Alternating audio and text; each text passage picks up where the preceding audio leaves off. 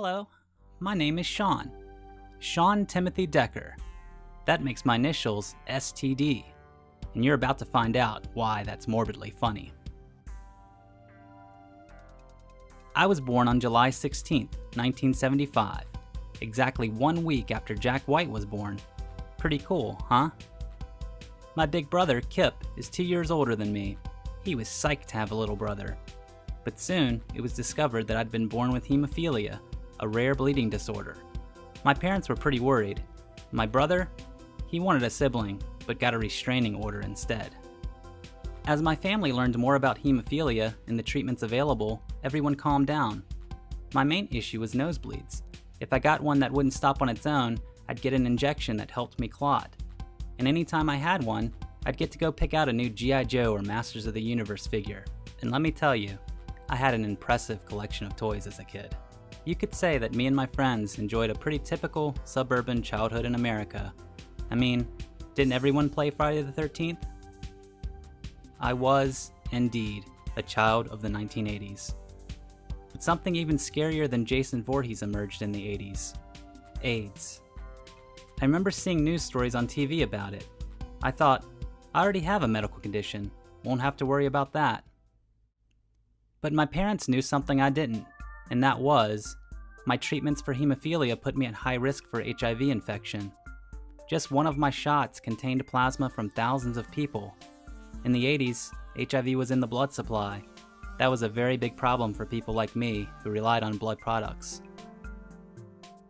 In elementary school, I started to get sick. A lot. By 6th grade, I was missing more school days than my entire class combined. My parents were really worried. They got me tested for HIV, and the test came back positive. One day in class, I was summoned to the main office. My mom picked me up, and that was my last day of elementary school. I'd been kicked out for having HIV. I was terrified. I didn't know how long I'd be around. I just wanted everything to go back to normal. But everything had changed. My best friend's parents wouldn't let me come over anymore. Instead of going to school, I went to the doctor's office. Life really sucked. A few months later, I was allowed to return to school, mainly because my mom threatened a lawsuit. But I was back, and just in time for the first day of junior high school. I made a lot of new friends, but I didn't talk to anyone about HIV. I just wanted to ignore it. Through junior high and high school, I really got into music. I formed a band with my friends, and at practice once, during a thunderstorm, our guitar player got electrocuted. We thought that was hilarious, and even captured the moment on cassette tape. It would be our greatest recording moment. In addition to music, I also got interested in girls. Sometimes the rumor that I had HIV would get back to them. I hated that, but would never fess up. Eventually, I realized that I needed to talk about HIV, but couldn't bring myself to do it while still in high school. I ended my high school career as homecoming king. I guess my classmates liked me. I won't talk about my GPA. At age 20, my attitude about HIV changed. I wanted to talk about it. So I put up a website called My Pet Virus. There were only a handful of websites about living with HIV in 1996. I was proud to add my voice to the mix, and made a lot of new friends who happened to be thriving with HIV. We all traveled to meet each other. It was great. My website caught the attention of Pause magazine, and a few months after talking to my best friends about HIV for the first time, I was invited to New York City to be interviewed for a magazine. A few months later, I was a cover boy. It's crazy how much can change in just 1 year. I discovered a love for writing, and even coined a new term for myself and others living with HIV, Positoid. Life didn't suck. And talking about HIV was the best decision I'd ever made.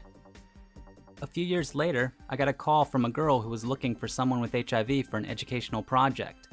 Her name was Gwenn. She was my age and attending graduate school about an hour away from where I lived. We really hit it off and started to see a lot of each other. But shortly after we started dating, I got really sick. The sickest I'd ever been. Over 4 months, I lost 30 pounds.